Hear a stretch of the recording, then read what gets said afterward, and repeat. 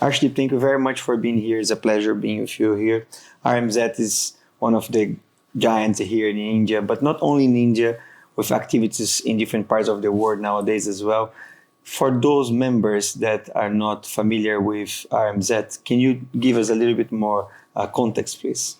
Thank you, Kaustubh. Pleasure to be part of this GRI. RMZ is a third generation into business now, and it's privately held. We are having an asset under management worth $18 billion. We transformed last year ourselves as an alternative investment ownership, and that means that we are now not only into a segment of business, we are now having a business which is vertical of an office vertical, mixed use, hospitality, residential, and an industrial logistic.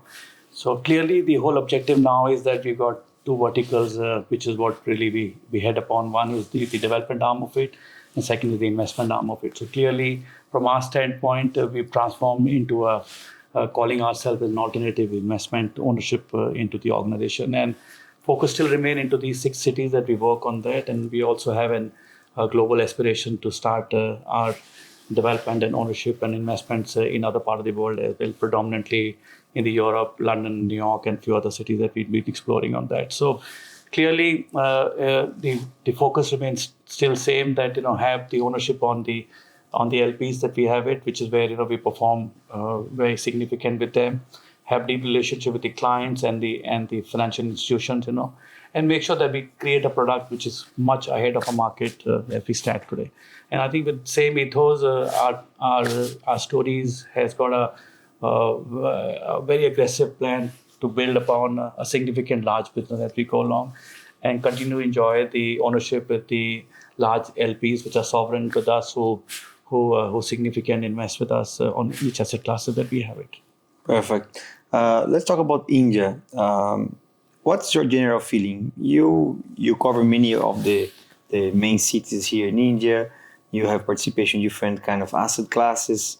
And for those that are not in India, but those members that are watching from London, from New York, what would you say? We read a lot of things on the newspapers out there saying that the economy is booming, real estate is doing very well. Is it true? So I think that's more than true. Interestingly, we've got now an experience of FDI over last 18, 19, 20 years. 2005 FDI came in there, and we saw a couple of cycles starting from the GFC happen in 2008 and various other incidents. But I think a good thing is that the India came on the real estate, especially came as a winner on that. A couple of points that I like to highlight. One is that it's very important that when the people are watching from outside, there are two things very important. One, political stability. Second is the regulatory framework. And I think both have performed exceptionally well. And you saw a few years back, RERA was introduced, and prior to that, the whole guidelines, so press note 1, 2, 3, it was quite stipulated. So clearly, when the inbound capital start to come in, there is a framework which money comes in there. And I think you and me often speak on that. It's important not only just to invest, it's also important to make some capital and get repatriation of the capital back peacefully. And I think that's something which is any institution would look forward to. Absolutely. And I think clearly India has been performing exceptionally well on the whole regulatory arms. And you saw on a transparency index also, the India has really performed quite well in terms of having high level of corporate governance. And I think that's you could clearly see in one, it is recognized in a public market, it's recognized in a private market as well. Because, today, what's applicable in a Western market is applicable out here, So therefore, regulatory, corporate governance, I think are two very important things in order to have inviting the whole FDI into country. Third, which is political stability. And I think, I have all pride to say that if we could clearly see, and I'm sure everyone's watching, interestingly, how process being done in our country, and then we've got a third-time regime being given to the leadership that we have it now, and I think clearly shows there is a consistency in the whole policies that they laid down for last 10 years, And I think next 5 years will be very, very important from that standpoint. Make sure that the work which is left out is really being built upon. Fourth, I think also very important, if you remember, and I'm sure you've got eminent experience in having conducted various forums. One of the issues that we used to struggle was the infrastructure. And I think with all pride today, India reached a situation that infrastructure actually is exceedingly doing well. In some situation, actually is building more than what required. So which is a good thing. Which is a very good thing, and I think you're building for a future. Yes. So suddenly, if you see conversations of having to really always get comes around the vicious circle of infrastructure, I think that's all over now, and which is one of the reasons that you saw a few of the asset classes like industrial logistics, and so on and so forth, are actually growing phenomenally well. And the only reason because you've got now infra available, you've got a digital platform which is probably highest in the world, and therefore the transactions online on the business is very high versus the other part of the world that you see. Fifth, also I would say, if you see, although currency has been a process of indexation and every year, but I think it's been reasonably well versus when you see the other part of the currencies that you see across the world. So clearly, investors start to now recognize that there is an opportunity available in each vertical that you call it. You have the regulatory framework, which you could really look at that. You've got tight agreements can be signed up, and then there are regulatory bodies which allows you to keep monitors on the entire development of the project. And therefore, when the investors start to make capital returns on the investment that they made, I think it's a sign that investor wants to come back again and again on this market. So clearly, there is a platform which is set out in each asset classes. Today, the KYC has become much interesting. Stock market has got. I was probably one of the best performing stock market, and to me, that's a first barometer for us to investor to recognize that what kind of industry that we're running into. So I think there are enough pluses on our side, which is helping investors to really come in and start to put in more capital in. And to me, we still have tip of the ice, which is probably been invested. There's so much capital which is waiting to come into India, and I think in next few years we will see that. Do you think that in the next coming months we will see more and more international money coming to India, or you are working behind the scenes already? You can see what's coming, what's happening, and you see a lot of money already coming to India. What's your analysis on that? So I think you're right on that. I think post-pandemic, we've got same dollar to chase for, and I think clearly in the western part of the world, especially on the listed side, the listed stocks have really been performed very well, and therefore few of the institutions really move their investments into the into the market where they actually the returns are probably as good as what and developing countries would throw in. So to me that there's a window available where they really I would say taking a more opportunistic route where the returns are significant, and therefore that window may get over in the next few months, few quarters, few years, and I think that's a window which is a more I would say a reflex of what happened during a pandemic. So it's not like a market driven; it is more of an opportunity where the stocks versus the asset value is completely arbitrage. And therefore the investors find a time to go in and really pick up a piece of it because they kind of get similar returns on that. At the same time, keep in our mind, we've now also realized that India is also chasing the same dollar. So, which means that earlier we used to have an arbitrage of having a performance which is higher than that, but today in the western part of the world, you probably have maybe a not equitable, but not too far from the returns that we throw up. So from their standpoint, they're deploying those capital. But I think, as I mentioned to you, that window is short-lived. Yes. And therefore, clearly, once that gets over, the money start to flow in there, which is what we clearly could see. We've been talking to investors. Everyone has now. Earlier, there used to be an allocation defined for India, and today that's over now. Today they're saying, look, opportunity, any size and scale, we are happy to come in. And if you look at in recent past, a lot of Japanese investors, they came in there, they're bringing in $2-3 billion investment there. And if you look at the few other large fund, they took many years to build that $3-4 billion of the capital to deploy in.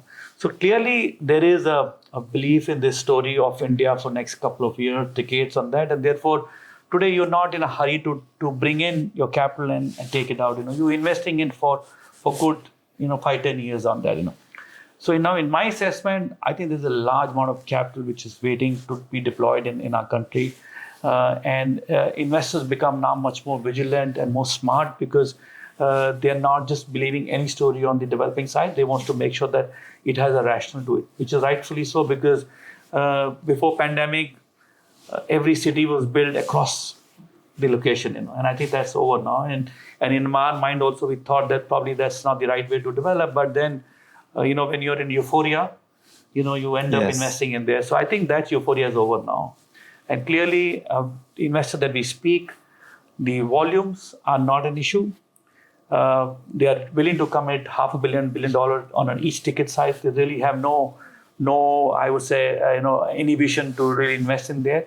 They look for very affirmative returns, which means that, it is like a project that they know can't fail, even though any situation can come and down on that. So clearly in our mind, for a good deal, for a good location, for a good institution, for a good development firm, capital is not an issue at all, And I think the expectation returns that the investors are seeking are all viable and really required because end of the day, they see today that's been performing in the western part of the world, But I think that, as I mentioned to you, will get over. And this is a separate pool of capital which is performing on a similar lines and also has a time period which is required for 3 to 5 years to perform on that. So clearly, I see large amount of capital will come into India and already is being committed as we speak now.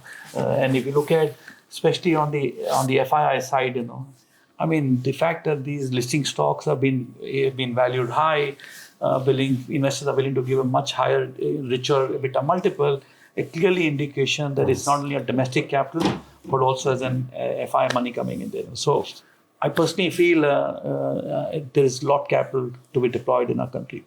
Perfect. Very interesting. Now, let's take the opportunity to talk about the ambitions of RMZ that are not focused on India, but elsewhere. I know you have been looking into activities in London, in the US. What can you tell us? What is the strategy? Is there any specific asset class that would you'd care more, or it doesn't matter the asset class? It's about the right opportunity.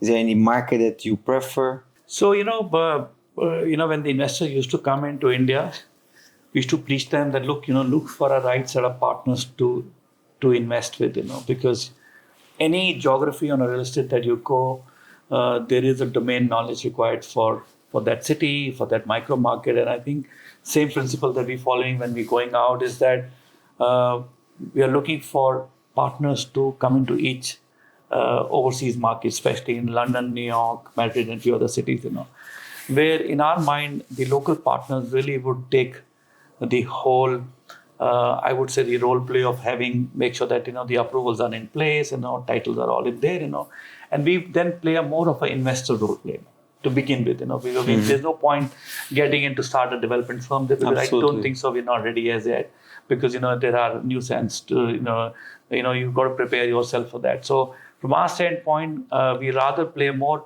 investor role play, where we bring in our capital, work alongside with the local partners, take some role plays of client relationship, capital raise, and a few others, and having him to really do the other set of the role play on that. And I think that marriage we worked in India, that marriage will work in overseas market, and that helps us to really learn that market. Makes sense. Once we have a curve which is probably reached that, we understand the market, have a client relationship, have a ownership on the whole process of regulatory side, I think will be a time for us to jump into a next level. But as of now, the whole focus is to look for opportunistic in development where you got something up your sleeve in terms of readiness, and then we come in and take a role play for next 3 to 5 years to see how that performs alongside with the local partner. So clearly, from our standpoint, that's the focus.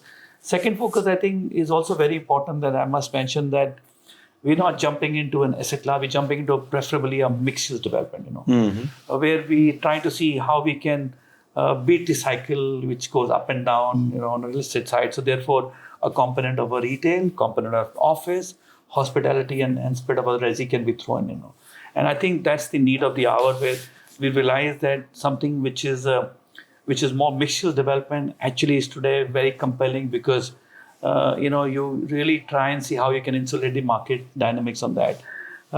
Beside that, also it allows to get higher returns, because we've seen when you have a hotel next to an office, you tend to get more ADRs, You have an office next to the whole F&B, clients are willing to more commit space there. Yes. And I think that's the whole change in phenomenon, that today you can't have that a business park only having to just talk about office.